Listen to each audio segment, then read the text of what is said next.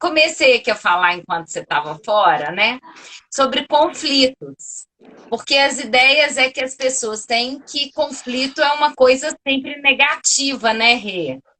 E que É, conflito é negativo, conflito não pode existir, existe essa ideia aí. Não podemos ter conflitos. Então eu queria começar com isso, para você falar um pouquinho adorei, disso para gente. adorei. Rê, e além, Sobre essa coisa.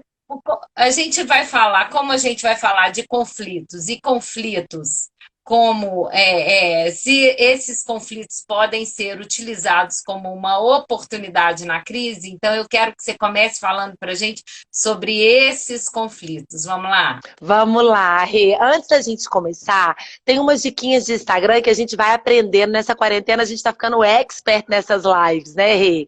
E uma coisa super Isso. legal é o pessoal clicar nos coraçõezinhos, porque quando vocês fazem isso, o Instagram dispara para um monte de gente. E vocês podem indicar para as pessoas da rede de vocês pelo aviãozinho. Tem um aviãozinho aqui embaixo que vocês podem clicar e disparar para as pessoas que talvez possam se interessar por esse tema. E o mais gostoso de tudo são os comentários. Comentem, façam print, postem as frases que vocês mais se identificaram, marquem a Rê, me marquem, porque assim a gente vai formando uma grande corrente, né, Rê, de conhecimento, de E é isso informação. aí. Eu acho que essa a corrente do bem, eu acho que isso é o que a gente precisa fazer hoje, porque dentro da situação que nós estamos vivendo, se a gente não se unir, se a gente não se organizar, não vai ter solução. Então, eu acho que é um momento, e é um momento de crise em todos os aspectos. É um momento a gente está em crise, não necessariamente somente os casais, né? Nós estamos Sim. vivenciando uma crise e a gente pode se organizar, se unir e fazer diferença nessa crise, né? Então vamos lá, começa a Bom, falar com a e, gente aí agora e você está um falando pouquinho. assim da Ah, crise que não é só para os casais, eu ia começar com essa pergunta. Quem aqui que está nos ouvindo nunca entrou em conflito com uma pessoa que é importante? Com uma pessoa que faz parte da vida de vocês?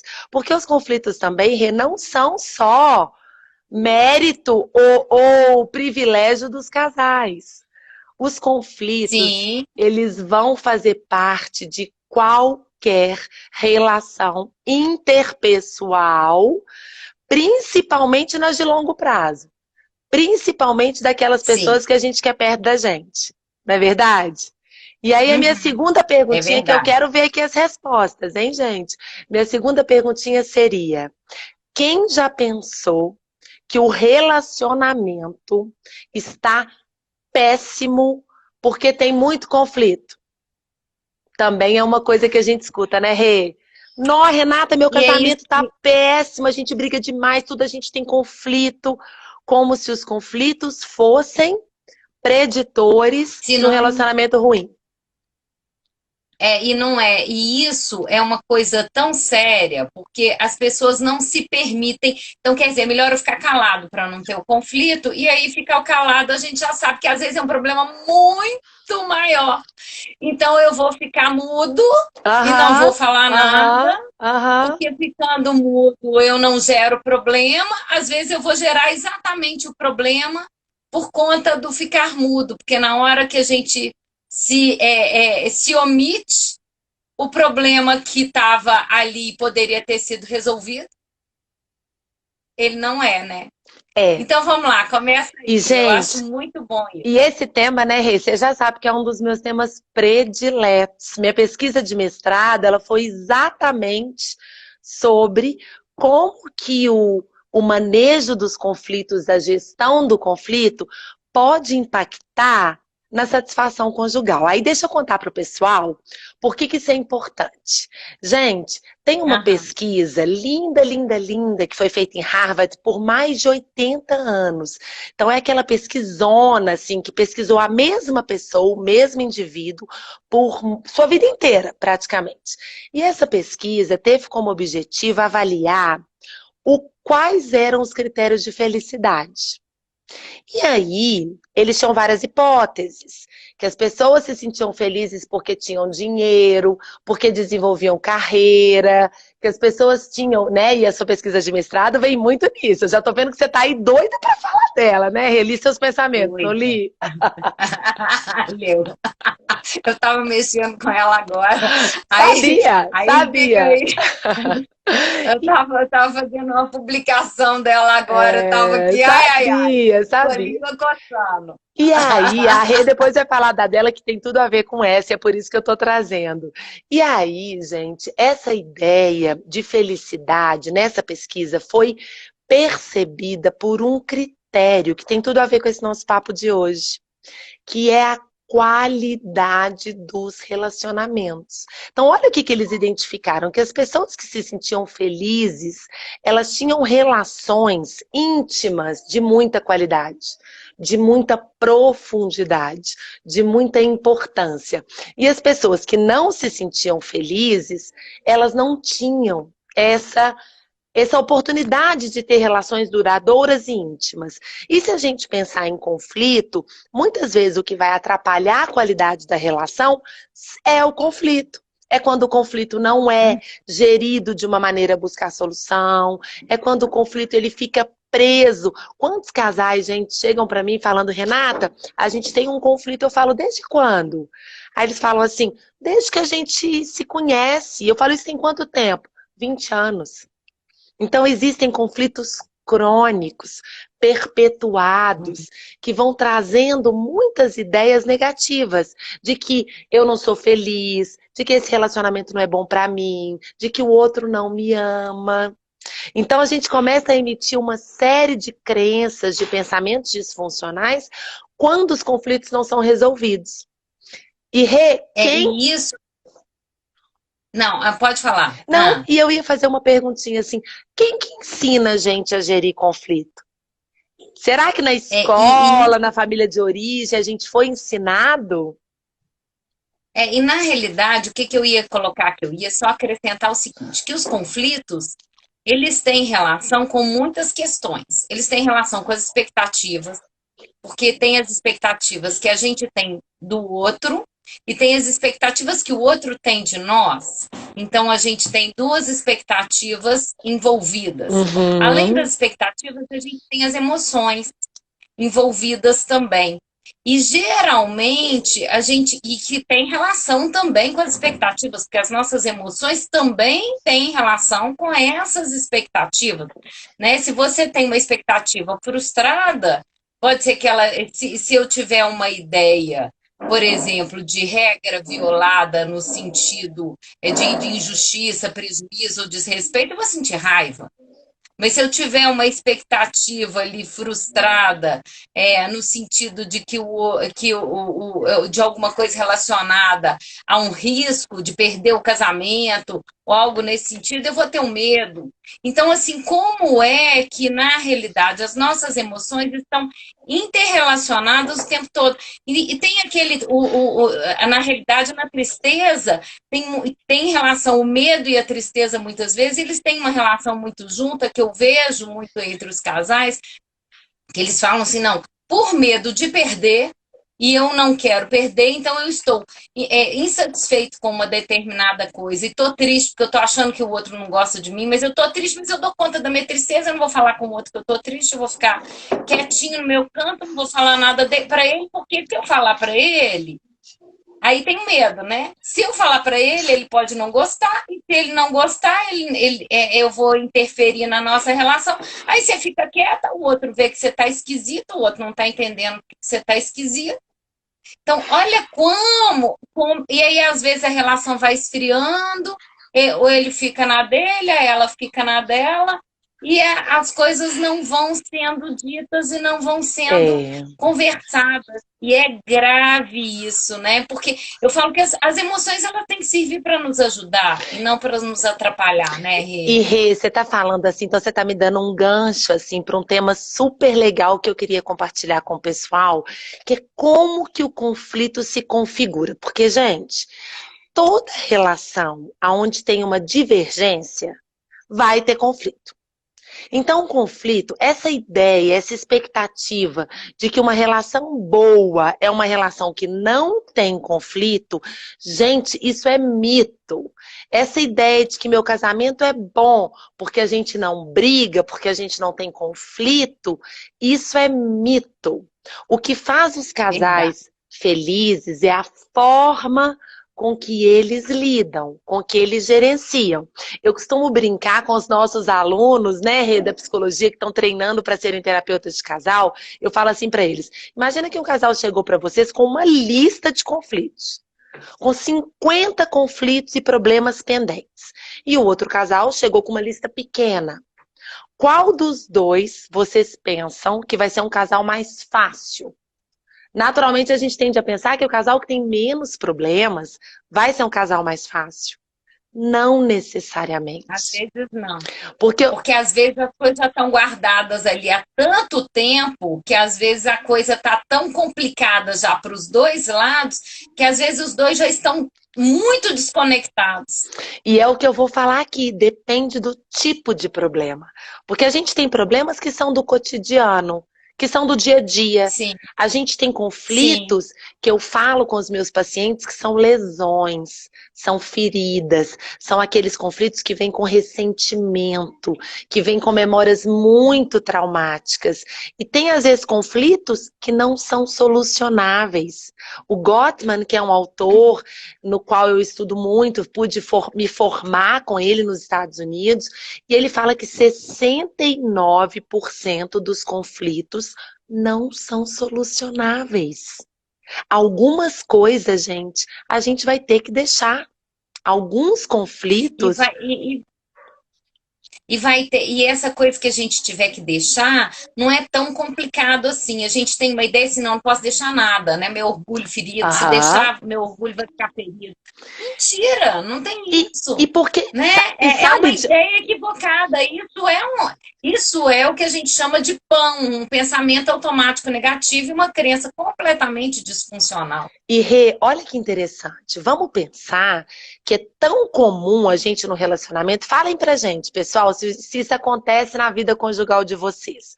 Quantas vezes. Aqui, minha amiga Keilinha entrando. Beijo, Keilinha. É tão bom, né? A gente mata a saudade por essas lives, né, Rê? Quantas de vocês já pensaram que se o outro mudasse, tava tudo certo? Você já pensou, Rê, que E se o não Paulo mudasse, pronto, estava resolvido? Não é verdade? já estava resolvido. Só que não é bem assim, né? Não é bem assim. E, gente, já vamos começar a anotar. Vamos colocar aqui as hashtags, vamos começar a anotar. Ninguém muda ninguém. A mudança é algo, tem um nomão, assim, idiosincrático, é próprio. O outro só vai mudar se ele entender a necessidade de mudar. E mudar traço de personalidade é mais difícil ainda. Porque a personalidade ela é estável ao longo da vida. E querer mudar Uhum. a personalidade pode gerar um tipo de frustração perpetuada que é muito pior do que o processo de aceitação. E, gente. A gente pode mudar comportamentos, né, Rê? A gente pode mudar os comportamentos. Aí é que tá. O que a gente pode trabalhar é mudar pensamento, mudar crença, mudar comportamento, mudar a forma de lidar com as emoções e a forma de reagir a elas, a forma de utilizá-las. Isso nós podemos mudar. Agora, mudar a personalidade, você já pensou, você tem um cara tímido, aí você vira e fala, não, eu queria que ele fosse extrovertido. Como que você vai transformar uma pessoa tímida numa pessoa extrovertida?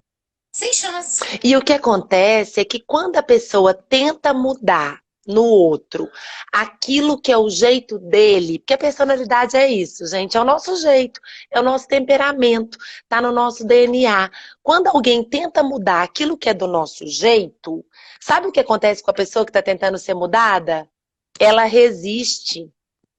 Ela entra naquele modo de se defender. Então, claro. Por exemplo, eu sou uma pessoa com uma habilidade altíssima. Tudo meu é grude. Eu sou assim. Se eu tiver que não ser, essa quarentena que tem que tocar no cotovelo, que não pode abraçar, tá um sofrimento para mim, porque isso vai além do que a minha personalidade dá conta. E muitas Verdade. vezes, Para mim também. Eu também tenho a mesma coisa e isso aí para mim também é complicadíssimo. E é pois é, difícil mesmo, porque a gente quer tocar as pessoas, né? Quando a gente tem a é, linguagem. É a questão da linguagem, das linguagens do amor. A gente tem uma é. delas principais como toque, é muito difícil isso, né, para nós. E aí, gente, uma E coisa que a gente está falando sobre os conflitos, que eu acho que é importante. Primeiro passo é a gente entender. Já vou responder logo a perguntinha da live: oportunidade ou desastre? Oportunidade. Gente, eu costumo dizer para os meus casais que um relacionamento sem conflito é como se fosse um bebezinho que nasce e que vai para um lugar totalmente esterilizado. E aí esse bebezinho não entra em contato com nada, com nenhuma bactéria, com nenhum vírus, com nenhuma sujeira. O que vai acontecer com o sistema imunológico desse bebezinho? Provavelmente, quando esse bebezinho sair dessa bolha, ele não vai sobreviver. E os conflitos nos casais são assim, Rê. Quando o casal não entra em contato com o conflito, não busca através do conflito essa conexão, que eu vou dar aqui umas dicas como que isso acontece, esse relacionamento, ele não pega imunidade. Ele fica um uhum. relacionamento sem imunidade. Excelente exemplo, Reis. Excelente isso. Porque assim, ele fica frágil, né? É, Ele fica fraco, é, ele fica sem. Ele não cria com isso a força. E aí a tendência dele é morrer mesmo. é. É essa que é a questão, E aí, para quem está né? aqui nos ouvindo, que talvez esteja num relacionamento cheio de conflitos, isso possa servir para vocês talvez desafiarem aquele pensamento de que esse relacionamento não tem mais jeito, ou de que esse relacionamento não vai dar certo nunca, porque talvez vocês terão a oportunidade de ter um relacionamento extremamente vacinado, extremamente imunizado, porque os casais que conseguem aproveitar os conflitos como oportunidades, Rê, eles estão mais preparados para os problemas da vida.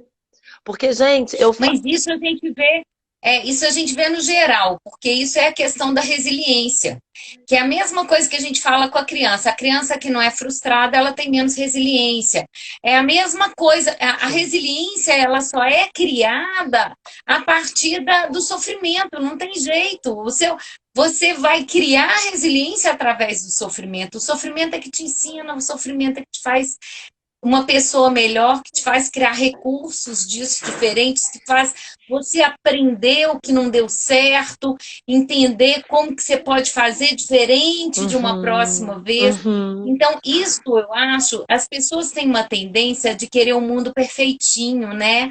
Aquele mundo de novela, lindo, de filme da Disney, princesa com príncipe, de mundo ideal, e viveram felizes para sempre. Eu adoro o filme do Shrek, que eu acho que ele acaba com aquela coisa de perfeição, aquela coisa, olha, pode ser diferente e pode ser legal, né? E é bem é. isso mesmo. Eu adoro isso, assim, né? O Shrek com a Fiona, eu adoro aquilo. Porque eu acho que a gente tem essa ideia de mundo perfeito, e a gente queria um mundo perfeito, e a gente queria que os outros cumprissem com as nossas expectativas, que os outros fossem bacanas conosco, que os outros amassem a gente. Mas muitas vezes a gente não repara na nossa capacidade de amar, né? E A gente sabe o que está que é tão lindo? obcecado pelo outro e não vê que cabe a nós a possibilidade de amar, de trazer o outro para perto, que os nossos pensamentos, eles interferem. Eu não tenho que só cobrar do que o outro pode fazer por mim. O que eu fiz pelo outro hoje? E eu acho que isso as pessoas perguntam pouco, né? Eles fazem pouco essa visão, assim, o É, que que eu fiz? O que que eu já fiz? e sabe, Rê, assim, O que que eu tenho feito? quando a gente pensa nesse príncipe, né, eu até acho que a gente já tá, assim, cada vez menos refém, né, talvez para trás, há uns anos atrás, isso ainda vinha mais. Talvez hoje a gente já tá até vendo nos próprios desenhos, as princesas já são guerreiras, a gente tem a Valente, a Moana, o Shrek, então a gente já tem referenciais diferentes que vão influenciar na cultura dessa nova geração.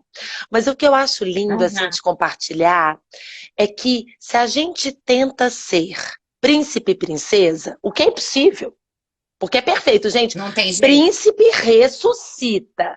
Eu gravei um vídeo uma vez que falava: príncipe não solta pum. Príncipe não fica desempregado. Príncipe não tem problema de mau humor. Príncipe, princesa. E a princesa, gente? Princesa não lava louça. Princesa não tem que ficar fazendo home office com as crianças atrás. Eu tô aqui, tô vendo, gente passando atrás de mim o tempo todo.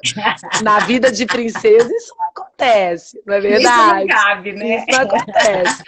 E quando a gente tenta ser aquilo que a gente não é, a gente constrói no nosso relacionamento um relacionamento com uma armadura. Então vamos pensar que se a gente está tentando ser o que a gente não é para atender uma expectativa que às vezes é até social. Gente, quantas vezes que o Instagram traz esse referencial e a gente fica tentando pôr isso na vida da gente e vai se desconectando daquilo que a gente é. E na hora que a gente está relacionando com esse escudo, é uma relação que não é íntima, não é verdadeira. Porque o outro me ama por aquilo que eu tento ser e não por aquilo que eu E não por sou. aquilo que eu sinto. E quando a gente recebe o amor por aquilo que a gente é, na nossa autenticidade, nos nossos defeitos, nas nossas dificuldades, nas nossas carências, nas nossas faltas, esse amor é o que conecta. Esse Ô, amor. Rê, você falou uma coisa aqui que eu adorei. Eu tenho um Ah, amigo, né, o Beto, ele é músico do Tia Anastácia. Ele tem uma música linda que eu adoro, que é Me Ama do Jeito que eu sou. hum, lindo, lindo. Eu adoro isso. Ah, depois É eu vou querer isso, me ama do escutar. jeito que eu sou. Olha o Hã? Alan falando aqui com a gente. Ei, Alan, querido, um beijo pra Ei, querido. você. Rê, Então, e é eu tão adoro essa difícil. música, porque eu acho que é isso, sabe? Tá faltando isso na nossa sociedade, sabe? As pessoas entenderem que elas podem ser amadas do jeito que elas são E, e e, os outros entenderem que eles podem amar do jeito que o outro é, né? e nesse, Então, exato, e nesse relacionamento conjugal, Rê, assim, quando a gente ama condicional, então eu só vou amar, eu só vou querer estar junto se o outro fizer isso ou aquilo. Esse movimento do amor incondicional, ele é um movimento tóxico, porque ele vai envenenando o que o outro tem de melhor para nos dar o melhor, que é a autoestima. Se a gente fica uhum. tentando mudar o outro o tempo todo e não aceita que o outro, com a sua diferença, né, possa ser bom, respeitado, admirável, a gente não constrói uma cultura de gentileza, de admiração e de respeito por quem ele é, e o outro se sente minado, atacado. E isso vai ferir o outro na sua essência. E como é que a gente vai querer que esse outro ferido nos faça bem, nos queira bem, nos trate bem? É difícil, né? É difícil. O Alan está aqui dizendo, a riqueza está na diferença e na gratuidade. É isso aí. Eu acho que a questão a diferença, eu acho que a gente amar a diferença, gostar da diferença e utilizar a diferença para progredir, porque ninguém tem que ser igual a mim, não. Eu não tenho que ser igual a você, você não tem que ser igual a mim. E Isso... a riqueza está Aham. no complementar. A riqueza não está no igual, muitas vezes. Eu acho que o bacana é o complementar. Eu vejo muito assim, o que eu aprendi com meu marido, eu trouxe, né, para a nossa relação que eu aprendi com ele, e me torna uma pessoa melhor. Sem E eu acho que dúvida. também as coisas que ele aprendeu comigo tornaram ele também uma pessoa melhor. Então, eu acho que é isso. Se a gente fica, quem está certo, quem está errado, a briga está lá, é numa noção de briga de poder e de orgulho, quem está certo e quem está errado, eu estou certo, você está errado. Nós não vamos chegar em lugar nenhum desse jeito, E Rê, eu né? vou aproveitar a sua fala para dar uma segunda grande dica para o pessoal que está nos escutando. Gente, conflito não é você contra o outro, é vocês dois contra o problema. Porque os casais, às vezes, eles chegam no ringue, né? Eu fiz uma live hoje de manhã com a Carol e a gente estava brincando disso. Eu dou um soco, aí o outro cai, eu falo, eu venci, eu tive a razão. Às vezes a gente quer ter razão, a gente não quer solucionar. Às vezes a gente quer É, ter a palavra final, a gente não quer entender o que, que o outro tem para poder contribuir com a nosso raciocínio, né? E aí fica um eu contra tenho, o outro vira inimigo, ao invés dos dois juntos para combater o problema. eu tenho um texto lá no meu site que é Ser Feliz ou Ter Razão, que é exatamente isso. Você pode escolher. Isso, na realidade, para mim é uma escolha.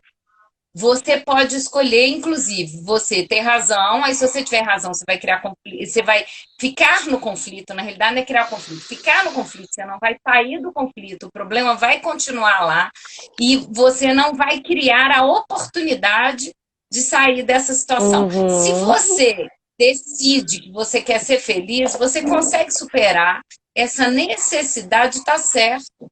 Né? A nossa mente quer estar certo o tempo todo, a gente sabe disso. Mas ela querer estar certa o tempo todo no negativo, gente, para quê? O que nós vamos ganhar com isso? E eu acho que os pensamentos nossos vão muito nesse sentido. Ah, vou mostrar para o outro que eu estava certo. Para quê? Isso vai contribuir para o relacionamento dos dois? Vai contribuir para a promoção de bem-estar da família? Vai contribuir para o casal? Né? Você estava falando antes, né, lá da sua pesquisa e dessa pesquisa falando sobre a questão dos relacionamentos e tudo mais, né? Na minha pesquisa, por exemplo, do mestrado, quando eu fui estudar o sucesso, eu encontrei, né, as pessoas dando um relato de ser bem-sucedido associado a uma ideia de felicidade e associado a uma ideia de bem-estar, não aquela ideia de dinheiro, poder e estar. E o mais interessante é que o medidor para as pessoas se considerarem bem-sucedidas, em número um veio a família, com 60%. Então, família com 60%, você está falando de pai, você está falando de mãe, você está falando de marido, você está falando de mulher, você está falando de filho, você está falando de tudo isso. Aham. Então, quando a gente põe a família em primeiro lugar, é aquilo que você falou, são as relações. Olha o quanto as relações são importantes. As relações, elas são importantes para a nossa noção de sucesso, eles são importantes para a nossa noção de felicidade, a família ela é importante se a gente não tratar ela como importante e não tratar essas coisas como relevantes, nós nós vamos Sim. acabar não atingindo os nossos objetivos, né? Os nossos objetivos no casamento, os nossos objetivos na família, os nossos objetivos profissionais, os nossos objetivos pessoais. A Uhum. felicidade em si a gente não vai conseguir alcançar, porque se a gente não tiver bem nas nossas relações, nós também não vamos estar É felizes, né? isso mesmo. Eu tô aqui feliz de ver minha amiga de Recife, Lili, entrar. Recife tá aqui com a gente. Beijo, Lili. Ai, que legal. Rê, eu tô te ouvindo e aí me veio assim uma coisa que eu queria compartilhar, que é assim. A gente começou dizendo que cada um, né, traz para o relacionamento a sua mala. E nessa mala, gente, Uhum. tem muita coisa. Tem os valores, tem os traumas, tem as experiências que às vezes foram boas, mas às vezes não foram boas. Tem os sonhos, as expectativas, tem aquilo que eu acredito que é certo, aquilo que eu acredito que é errado. Para mim, relacionamento é quando duas pessoas que são diferentes, com as suas malas trazendo uma história diferente, escolhem percorrer o mesmo caminho. E na hora que essas duas pessoas diferentes estão na estrada, que escolheram para percorrer o mesmo caminho, essas divergências e diferenças vão aparecer. E aí a gente tem Uhum. uma encruzilhada. Na hora que a gente está com uma divergência na nossa frente, acontece uma emoção imediata, que é a raiva. Porque muitas vezes o que é diferente vai violar aquilo que acredito que é certo. Então, Sim, o, viola a regra. o que eu Aí vou. violou a regra violada, a emoção vai ser a raiva, porque a gente vai ter uma ideia de prejuízo, de desrespeito, de ser É, enganado, de ser agredido e por exato. aí vai. Eu costumo brincar, né? Se a gente for aqui, Rê, você torce pra que time? Pro Galo ou Eu pro não torço Cruzeiro? para nenhum, você acredita? Você Hum, acredita? aqui em casa Não, é todo mundo eu nunca achei cruzeirense. graça em futebol. Aqui em casa a gente ama futebol, a Aliás, gente eu ama. detesto essa coisa de ter que ficar. Eu até gosto de torcer quando é para o Brasil, assim, né? Ah, mas só No para não perder geral. meu exemplo, Rê, só para não perder meu exemplo, suponhamos que você seja atleticana, tá? E aqui em casa eu sou Tá cruzeirense bom, e a gente vai começar a falar de tá bom. futebol. Qual a chance, gente, de eu convencer a Renata atleticana? Vai ser difícil porque ela não torce, então vai ser fácil, né? Zero. Mas qual a chance vai ser de eu convencer a Renata que o Cruzeiro é melhor, que o Cruzeiro é um time muito mais, né, renomado? Zero. Zero. Então, Zero. numa conversa onde há uma divergência, gente, a gente é tomado por emoções muito ruins. Quando vocês estão conversando com o marido, com a esposa, com o namorado, sobre pontos de vista diferentes em relação à mesma situação, o coração dispara, a boca fica seca, dá vontade de avançar, a gente muda o tom de voz. É ou não é, gente? Acontece com vocês ou é só comigo? Porque aqui em casa, com Não, e principalmente porque são as pessoas mais próximas a nós, e quanto mais próxima é a pessoa, mais à vontade você se sente para ser ruim. Olha que esquisito, às vezes a não gente é? trata pior quem a gente mais ama, né? Não é? Mais à vontade você É, se sente para ser ruim com o outro. é. Difícil, né? E A gente aí, Rê, faz. e aí, na hora que a gente tá com essa mala, e aí vem os conflitos, e a gente começa a sentir aquele tanto de coisa ruim, gente, a gente fica numa encruzilhada. Imaginem que vocês têm numa encruzilhada dois caminhos. Um caminho é quando eu não consigo vencer essa etapa. E aí eu fico preso, aprisionado naquele sentimento e naquele padrão de quase uma revolta. Aí a gente começa a ruminar, aí a gente começa a ficar criando um monte de coisa na nossa mente contra o outro. Aí a gente começa a entrar num ciclo que é extremamente tóxico e tem pessoas que desenvolvem até um toque em função dessa ruminação de conflitos que não foram resolvidos. E Uhum. a outra estrada é quando eu consigo superar essa sensação de desconforto, que é ruim mesmo, gente. Tem que respirar fundo, tem que pedir um tempo para acalmar, tem que encontrar técnicas de respiração, de alívio. Amanhã eu vou até fazer uma live com a Kênia, que ela é especialista em mindfulness, e ela vai ajudar a gente com técnicas de mindfulness para regulação emocional. Então a gente Ó, que precisa legal. de aprender a se acalmar para a gente ir para a próxima etapa. E a próxima etapa, Rê, são os acordos. Porque, gente, tem que ceder. Sinto muito desapontá-los, mas para que um conflito seja solucionado, tem que ceder, tem que abrir mão. Não tem jeito, né? Aqui tem uma aqui perguntando uma Ah, coisa ah. que é assim, quando só um quer discutir o problema e o outro fica ouvindo, sem contribuir para a solução, como é que fica? Ai, Né? quem que Então, assim, foi que falou? Deixa eu ver.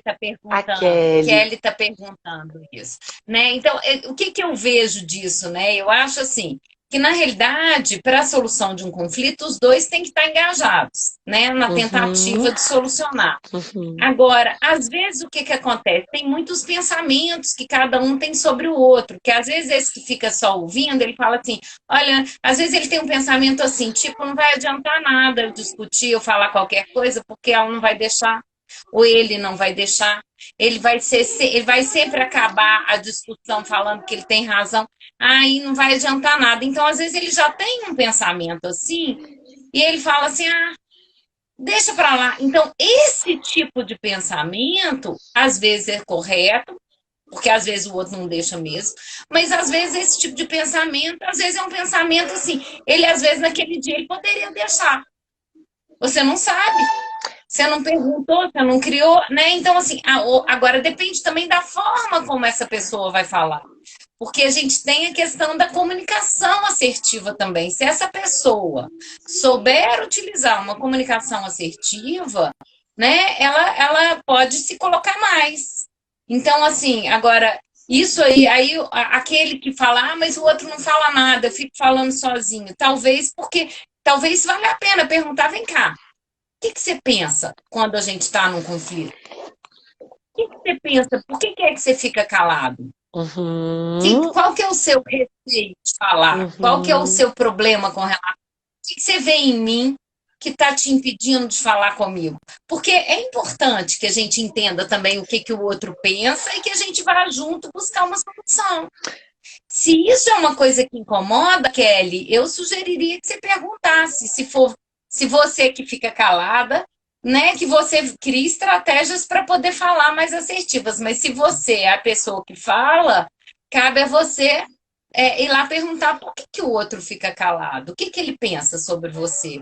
Por que é que ele não costuma se colocar? Porque tem as crenças e elas às vezes podem ser desmanchadas, né? E a gente pode trabalhar em cima disso, né, Rê? O que você acha? Não, eu ia falar para Kelly que você já respondeu tudo. Eu só vou acrescentar com uma coisinha a mais, porque eu acho que o que você está dizendo é extremamente pontual e relevante, que é, Rê, os Cavaleiros do Apocalipse. Você já ouviu falar dessa teoria? Rê. Não. O Gottman, ele traz 4 inimigos, porque os Cavaleiros do Apocalipse, eles anunciam o fim dos tempos, né? E no relacionamento tem 4 coisas, Kelly, que a gente faz que são preditoras de crises, preditoras de desconexão. A primeira delas é crítica. Às vezes a gente critica o outro na intenção que ele mude. E aí, se o outro se sente criticado, ele vai se defender com o outro cavaleiro, que é o cavaleiro do desprezo, do sarcasmo.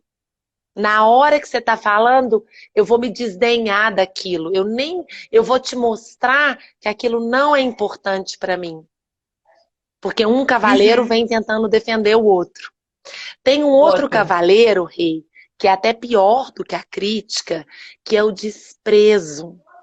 Sabe quando a gente faz alguma coisa e o outro olha pra gente falando assim, você fez isso? Não acredito. Ridículo. Você fez isso? Nunca esperava.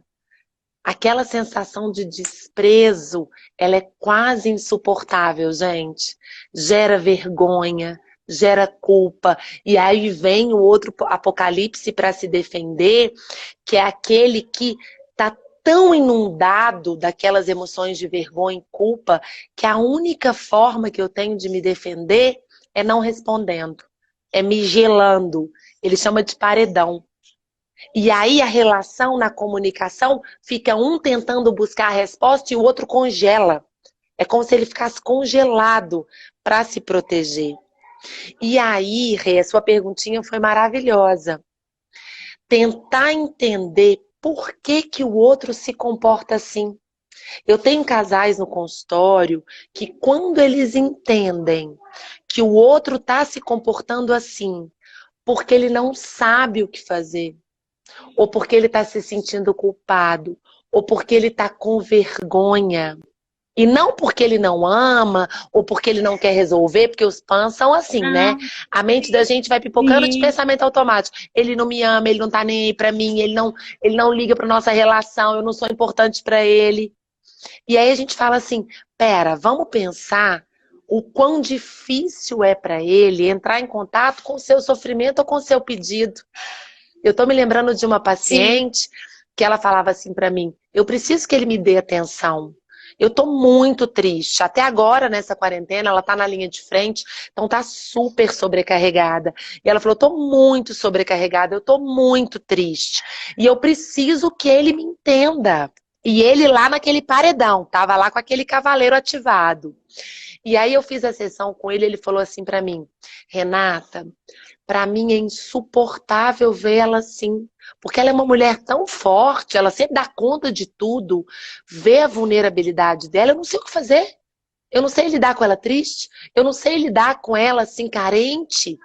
E aí a gente começa a entender que por detrás daquele silêncio, por detrás daquele paredão, tem uma pessoa que também está vulnerável, que também não sabe o que fazer, que também está triste, mas que não consegue se expressar, né, Rê? É difícil, né? Porque a gente não consegue a gente não consegue ler mentes, né? A gente sabe que é um erro, um dos erros cognitivos típicos Ainda que a gente bem, né? vive Ainda bem, né, é Rê? a Porque imagina que telepatia, né? desastre que seria se a gente pudesse ler a mente das pessoas, né? E a gente, como não pode ler mente, mas a gente acha que pode, e isso é grave. Por isso É... tem o erro cognitivo da leitura mental, que é isso. Você falar, o outro está calado, o outro está calado porque ele não se importa comigo, ele não se interessa comigo. Na realidade, o outro está calado porque ele vira e fala assim, gente, não vai adiantar nada. Ou porque ele está calado porque ele fala assim, se eu falar com ela o que, que aconteceu, ela vai ficar magoada comigo, mais magoada comigo. Porque o outro. Uhum. Então, assim, tem um monte de outros pensamentos que podem estar acontecendo que você não sabe.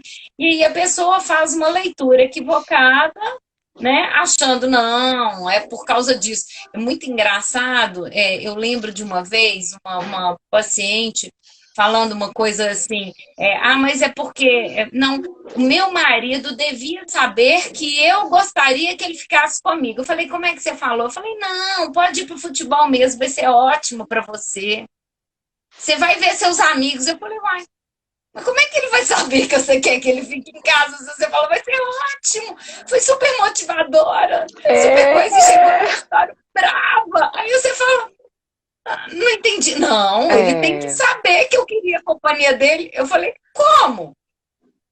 Ele lê mente? Ele faz o quê? O que é que ele faz? Ele Ô, consegue ler o que Rê, está acontecendo? eu tô E às vezes lembrando. até você vê que ela teve uma atitude não negativa, não era um Sim, conflito, não era nada disso, não era uma coisa sim, assim. sim. Mas o que eu estou dizendo é que olha como que a gente às vezes se comunica mal, É... né? E, Rê, às vezes a Então, quer gente dizer, ela quer que ele comunica. fique dizendo, olha, pode ir embora, tá tudo ok, pode ir, tá certo. É... E às vezes a gente tem muita dificuldade de identificar as nossas necessidades. Porque, gente, Uhum.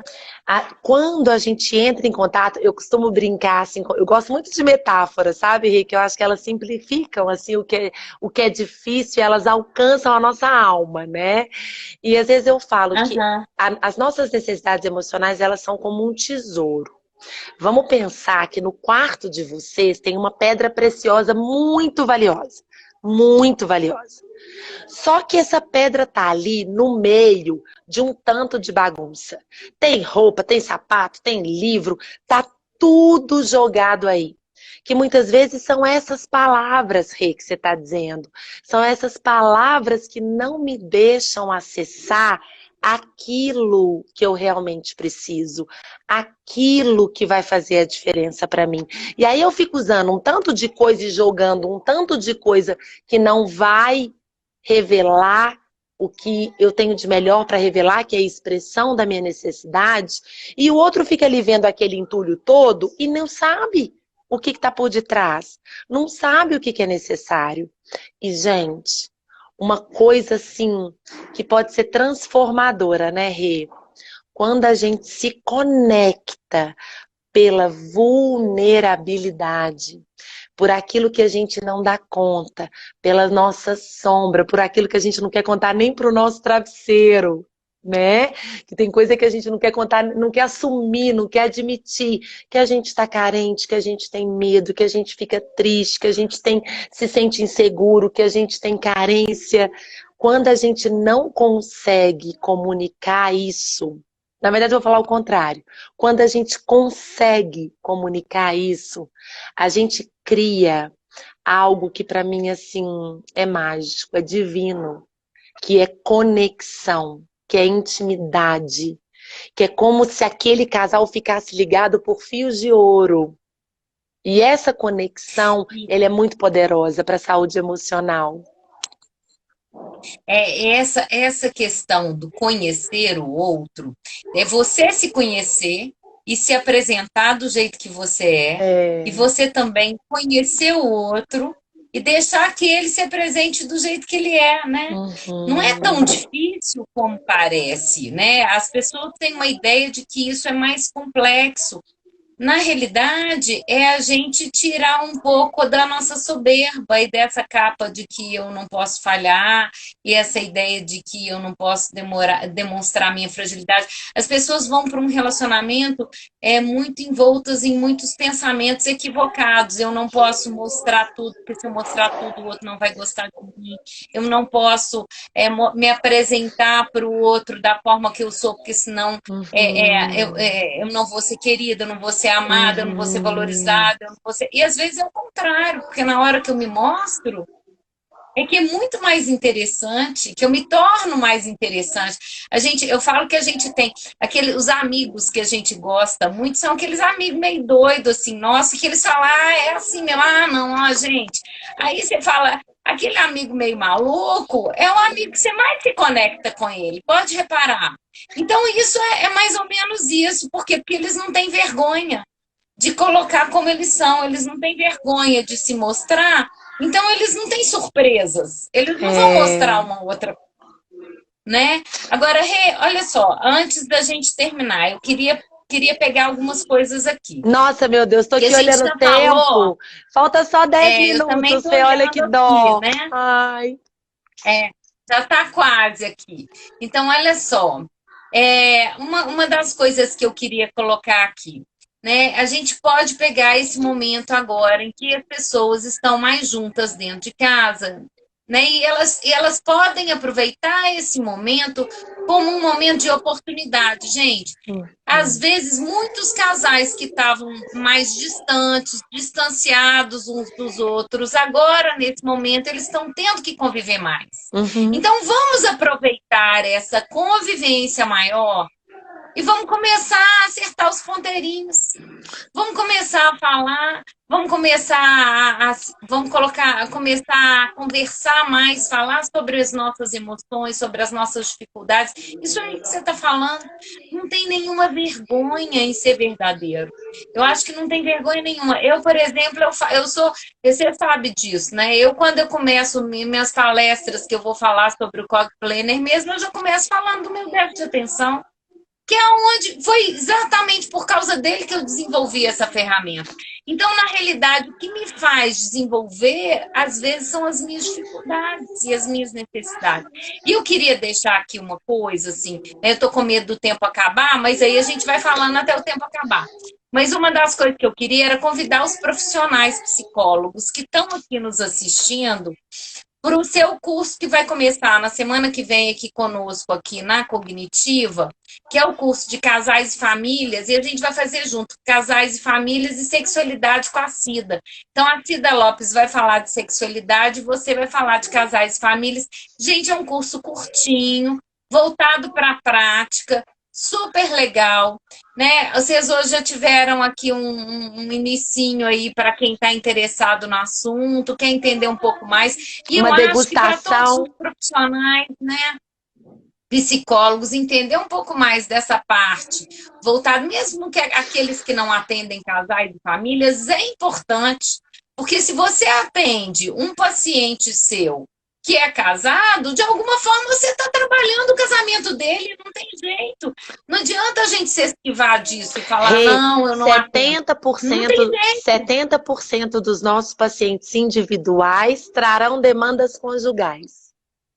Claro! Então não adianta, por mais que eu fale, ai, não atendo casais, é importante a gente saber como é que a gente vai ajudar essa pessoa a administrar esse conflito, a lidar bem com esse conflito, a utilizar esse conflito como uma oportunidade de mudança, uma oportunidade de superação, uma oportunidade de conexão, como você mesmo disse aí, uma oportunidade de fazer essa situação que hoje é uma situação de crise, transformar a crise em solução e transformar a crise numa relação positiva para a vida que vai te gerar bem-estar e vai gerar também longevidade, né? Porque o que a gente É, sabe é que os casamentos bons, eles promovem longevidade para os saúde casais, e isso é física muito bom. é lindo. E Saúde física, esse exemplo lá que você deu lá de da Harvard, pesquisa de sim, Harvard, ela é mostra isso. isso. As relações, elas promovem longevidade, saúde física, saúde emocional. Então, assim, tá tudo interrelacionado. A gente tem que saber que a gente precisa cuidar disso, a gente precisa cuidar das relações. Então, fica aí o convite para os psicólogos que estão nos acompanhando. Se quiserem lá, é só dar uma olhada lá na página, lá na Cognitiva CT, que é a nossa o nosso Instagram, dá uma olhadinha lá que já tem informações sobre isso. Cheio E a de gente gente precisa aqui. fazer outras lives Ah, mesmo. eu amei.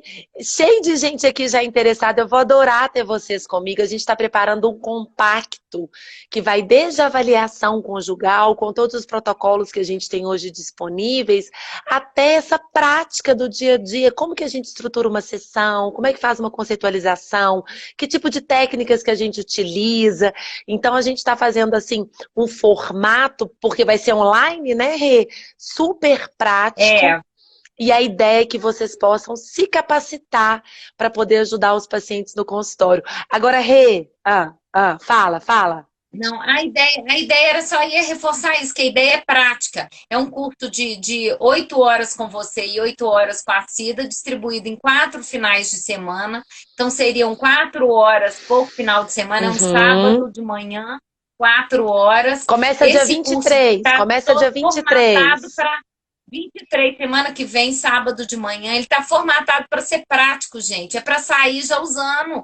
E a gente precisa utilizar esses recursos. Não tem como. A gente tem essa necessidade no consultório, é urgente e a gente precisa trabalhar. Não adianta a gente fugir, fingir que a gente não está vendo. Assim como a questão da sexualidade também. Não adianta, a gente tem que saber. É, E eu tô vendo tanta gente, e a gente, nos grupos, às vezes, que eu trabalho, eu vejo as pessoas, às vezes, por falta de informação, fazendo erros graves e por sim. falta de informação. Então, vamos nos especializar, vamos nos capacitar, vamos buscar informação para ajudar, porque a gente vai ajudar mais pessoas se a gente fizer isso. Não vamos no que eu acho, não. Vamos no que tem de pesquisa, vamos no que tem de protocolo, vamos utilizar os recursos E Rê, adequados. Rê, pode falar o que você ia não, falar. a gente não pode fechar porque eu separei 5 dicas. Porque a gente está aqui falando de Então gestão de vamos. conflito, e gestão de conflito. Eu falei, deixa eu pegar 5 grandes dicas, que são, na Então vamos verdade, terminar com as vamos dicas. terminar com as dicas. Então anota, pessoal. Quem puder ir anotando aqui na legenda, que aí vai ajudando o pessoal a se organizar. A primeira dica, gente, é se afaste e observe. Muitos dos conflitos da quarentena já existiam, só que agora com o nível de estresse aumentado. Então, não tem nada muito novo. Esse conflito provavelmente já estava aí, agora não dá para jogar debaixo do tapete. Então, se afasta um pouquinho e observa como que é o conflito. Como que acontece o seu conflito? Porque às vezes a gente fica tão automático e tão emaranhado que a gente nem sabe dizer. Será que o meu tom de voz é muito alto? Será que eu já começo atacando? O que será que eu faço quando tem alguma coisa que me incomoda? Se observem, primeira dica. Segunda dica, gente, observem com um olhinho de empatia o que está acontecendo no mundo do outro. O outro... Calça o sapato do outro, eu adoro falar Eu isso. gosto da Calça o lente, sapato veste o do outro. óculos do outro, né? Calça o sapato do outro. Então, assim, no mundo do outro, que será que ele está sentindo nessa quarentena? Será que tem mais estresse? Que tipo de problema que ele está vivendo? O que será que ele está sentindo que talvez faça com que ele tenha esse tipo de atitude que me desagrada tanto? Então, até agora, gente, é o plano da observação. O que acontece comigo e o que acontece com o outro. Depois, a gente vai para um plano da ação. A ação é chegar para conversar. 90% das conversas bem-sucedidas começam com um tom afetivo. Como que eu começo? Se eu já começo, olha aqui, você não fez o que eu queria, nananá, gente, vai acabar mal. Nem adianta começar, perderam tempo. Comecem com um tom amável. Fulano, vou falar o nome do meu marido, Estevão. Queria conversar, tem uma coisa que está me incomodando. E, gente, comecem com eu. Eu me sinto. Eu tenho percebido que isso está me atrapalhando. Eu tenho sentido você distante ou omisso. Porque a gente tende a começar com você. E aí o outro já se arma, ativa o central simpático, já começa aquele processo de luta ou fuga. Comecem com eu. Uhum. E aí, para fechar com chave de ouro, sempre terminem essa conversa com um novo combinado. Porque às vezes a gente fala meia hora e não combina nada. E não sai com nenhum compromisso. Gerem combinados. Então, ok, eu te entendi, você me entendeu. Agora, o que a gente vai fazer? Vamos para a prática? O que você está disposto a mudar? O que eu estou disposta a mudar para agora, para amanhã? E esse compromisso, ele vai gerando no outro uma sensação de parceria, de equipe, de amizade, o que é muito importante para o relacionamento a dois. E aí, gente, eu queria que vocês colocassem em prática essas diquinhas e contassem pra gente, né, Rê? Se funcionou, se não funcionou. Vocês gostaram, gente, das dicas? O que vocês acharam? Ai, que legal, Eliana, aí tem o beijo. seu programa lá, né, Rê? Ai, com deixa eu eles aí do seu contar. programa. Casais Funcionais, gente, é um projeto para levar a terapia de casal para casa de vocês. Psicoeducação. A gente tem aqui no Instagram do Casais um link na bio. Quando vocês clicam, vocês vão direto para o Telegram, para um grupo fechado. É uma comunidade que nós já somos 600. A Rose está lá com a gente, pode contar, né, Rose? Essa comunidade, eu posto com muita frequência conteúdo de terapia de casal como esse que a gente está falando aqui. E quem entrar agora no Telegram vai pegar todos os vídeos, desde o ano passado. Então dá para maratonar. Quem tiver interesse, eu vou amar, gente. A Cidinha entrando aqui, sempre juntinhas. Que delícia!